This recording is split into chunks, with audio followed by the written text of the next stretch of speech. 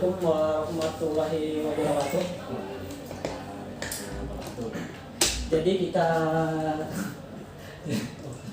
Jadi kita di sini diadakan untuk memenuhi tugas mata kuliah saya sebagai konselor yang akan memimpin jalannya pembimbingan layanan bimbingan individu yang dimana akan saya pandu sebagai konselor dan Anda sebagai konselor. Sebelumnya perkenalkan, nama saya Remy Arwandi dari program studi bimbingan dan konseling angkatan 2020. Ya. Perkenalkan, nama saya Fadil Gibran dari Fakultas Ilmu Sosial dan Ilmu Politik, Prodi Administrasi Bisnis angkatan 2020.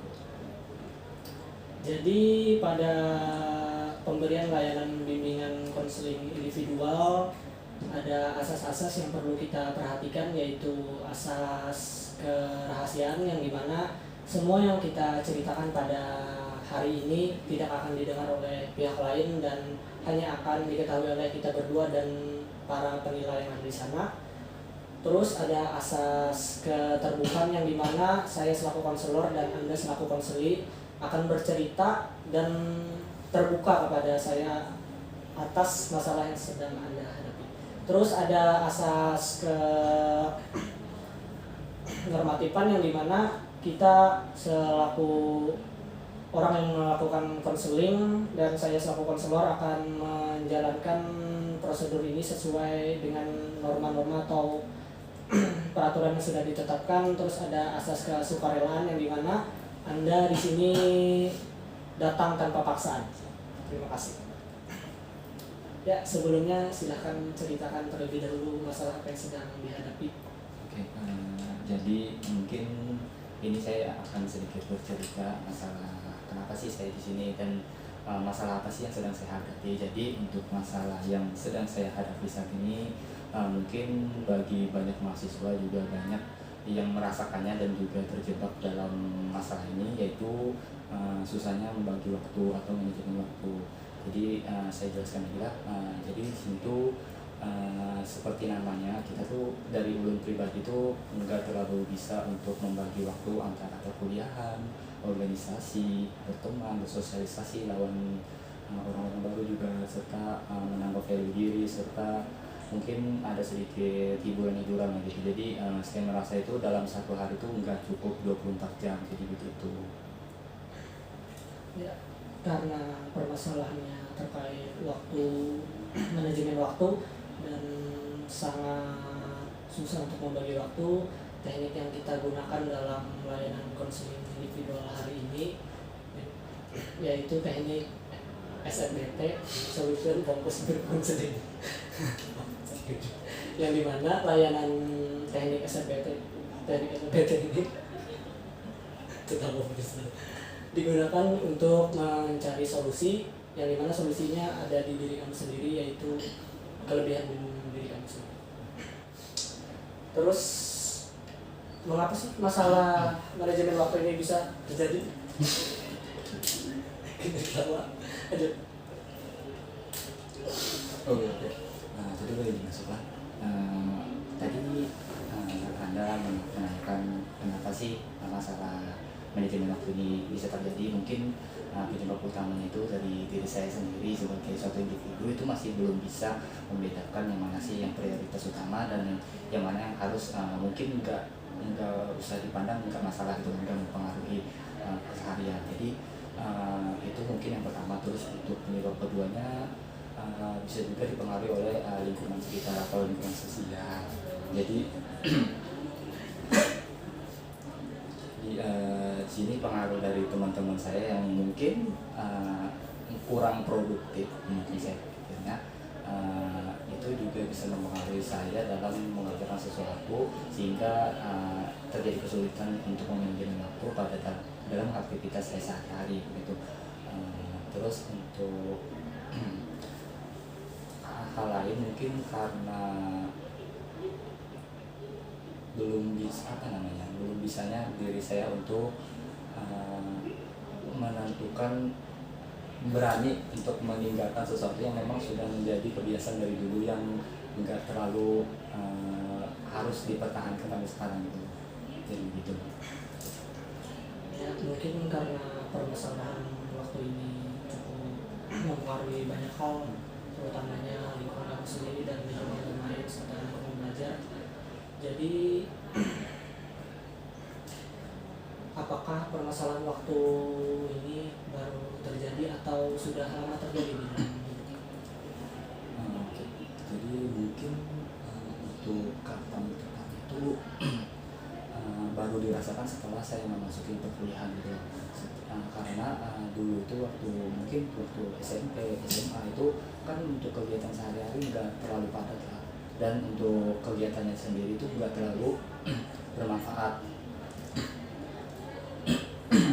Jadi untuk kapan tepatnya waktu saya memiliki masalah untuk memiliki waktu ini itu saat pertama kali memasuki perkuliahan sampai sekarang gitu.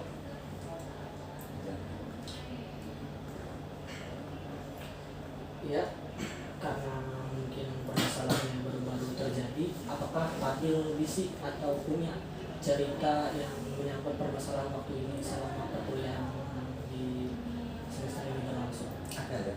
Jadi dulu itu waktu pertama kali masuk perkuliahan, saya kan tinggal di asrama kan. Nah, jadi di asrama itu terdapat waktu di mana kami sebagai anggota baru itu harus dites dan dites lah gitu, supaya apakah kami itu layak untuk tinggal di asrama atau tidak. Nah, jadi di situ itu kami disuruh untuk berbakti lah,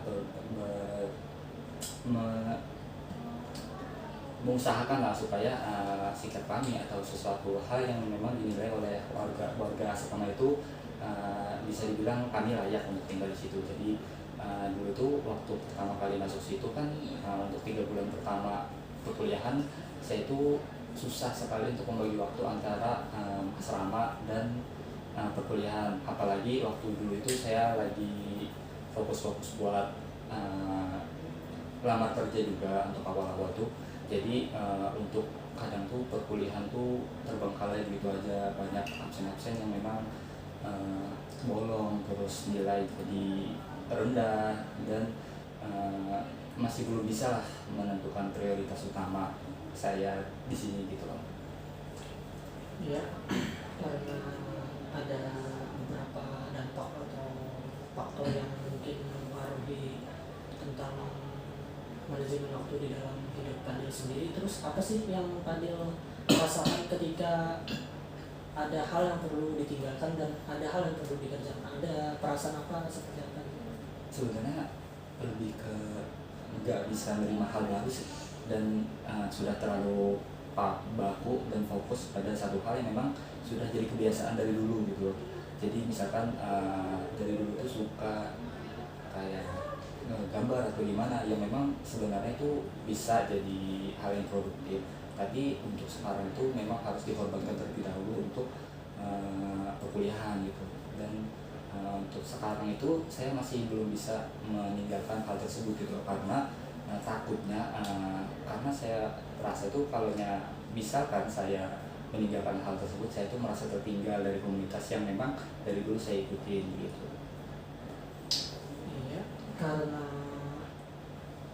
sedikit menyimpulkan dari pembahasan kita dari awal, karena memang Fadil orangnya aktif organisasi, juga aktif dalam asrama, terus aktif dalam perkuliahan. Apa ada nggak bisa disebutkan nggak kelebihan dari diri Fadil itu seperti apa sih, atau bisa didefinisikan nggak Fadil itu orangnya seperti apa? Oke. Jadi di sini saya menjelaskan saya itu orangnya seperti apa sih. Jadi bukannya sombong atau gimana. Jadi saya ini orangnya yang pekerja keras dalam melakukan sesuatu hal itu harus sampai selesai gitu, harus totalitas, dan memang harus on time gitu. Jadi itu termasuk kelebihan saya. Terus yang kedua itu saya orangnya agak realistis dalam sesuatu hal itu. Saya bakalan susah buat meninggalin hal-hal yang baru, dan bakalan susah menerima hal baru, karena memang ya tadi saya orangnya realistis, yang melihat sesuatu itu dari sisi negatifnya terlebih dahulu gitu. Ya, karena Fadil mungkin memiliki kelebihan yang dominan daripada kekurangannya. Jadi kita kembali ke topik yaitu permasalahan waktu. Jadi bisa nggak si Fadil menanamkan kelebihannya seperti yang Fadil katakan tadi, realistis, terus pekerja keras. Apakah bisa menurut Fadil ditanamkan supaya permasalahan manajemen waktu ini tidak berulang kembali gitu? Untuk menanamkan maksudnya di sini Membiasakan. membiasakan. Oke. Mungkin agak sedikit susah lah, dan nggak bisa langsung satset gitu loh. Harus perlu progres, dan memang progres itu kita nggak tahu waktunya lama atau enggak. Mungkin untuk pertanyaan tadi bisa sih, tapi perlu waktu yang memang nggak tahu kapannya gitu loh. Ya. Terus apakah dari interaksi Fadil dengan orang sekitar atau dengan orang kampus itu, apakah itu menyebabkan penghambat Fadil dalam membagi waktunya, seperti kita kuliah harus on time, tapi karena kita ada aktivitas lain, apakah Fadil merasa terhambat atau terganggu dengan aktivitas seperti itu? Oke, mungkin untuk bersosialisasi sama orang-orang yang memang di sekitar saya itu sebenarnya enggak semuanya mengganggu atau menghambat saya untuk belajar memanajemen waktu lagi, tapi mungkin ada sebagian orang yang kadang kayak beda prioritas sama saya gitu. Jadi ya dia prioritasnya apa dan saya prioritasnya apa, dan itu kadang ada beberapa orang yang memang mengganggu gitu dalam progres saya, atau gimana saya untuk cara membagi manajemen waktunya gitu. Ya, mungkin karena Fadil sudah bisa menetapkan prioritas mana yang ditinggalkan dan mana yang dikerjakan, kita kembali ke topik yaitu manajemen waktu. Mungkin ini bisa dijadikan solusi untuk kedepannya. Bagaimana sih, atau apa sih yang perlu Fadil kerjakan terlebih dahulu, dan apa sih yang perlu Fadil kerjakan terlebih dahulu? Dan saya memberikan lagi ke Fadil, apakah perlu Fadil meninggalkan perkuliahan atau Fadil mengerjakan organisasi terlebih dahulu? Mungkin dari saya benar tadi kata Anda, karena harus ada yang dikorbankan gitu lah.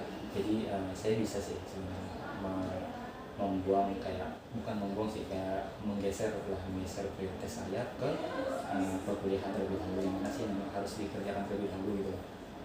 Terus untuk mengembangkan sesuatu tadi sih bisa untuk, tapi ya kembali lagi apa yang saya sampaikan tadi, nggak semuanya harus satset gitu, harus perlu progres juga, dan itu yang tadi saya sendiri masih belum tahu kapan bisa berubahnya gitu. Ya, tapi untuk sekarang apakah sudah bisa dimengerti tentang manajemen waktu yang baik menurut Anda sendiri? Ini saya simpulkan lah, mungkin tadi saudara Reni tadi untuk gimana sih cara memanajemen waktu tadi, dengan cara kita harus berani untuk meninggalkan hal-hal yang memang nggak produktif tadi ya kan, sama kita harus bisa menentukan yang mana sih prioritas utama kita itu. Apalagi kita sebagai anak rantau yang jauh dari rumah, kita harus bisa nih menentuin yang mana sih memang jadi harus dikejar dan diselesaikan terlebih dahulu begitu kan maksudnya ya. Untuk sekarang sih masih paham. Syukur kalau paham. Yes. Habis deh. Ya, karena menurut saya permasalahan ini mungkin di pertemuan satu ini bisa teratasi, karena Fadil sejatinya sudah mengerti dan tahu akan kelebihannya ini bisa dimanfaatkan atau bisa digunakan untuk manajemen waktu, seperti orang yang perfeksionis, orang yang realistis, dan orang yang bekerja keras. Dan mungkin ketika kita lanjut ke tahap berikutnya, semisal permasalahan ini terjadi kembali, ya mungkin kita akan mengkaji lebih dalam. Ya, betul. Dan harapan saya ketika Fadil keluar dari ruangan ini, Fadil setidaknya 0,01% Fadil sudah bisa meningkatkan progres dirinya atau merubah mindset kepada pemikirannya untuk mengerjakan mana terlebih dahulu dan meninggalkan mana terlebih bisa. Seperti meninggalkan pacar mungkin, karena pacar sangat mengganggu kepribadian. Iya, bisa. Terima kasih banyak atas sarannya.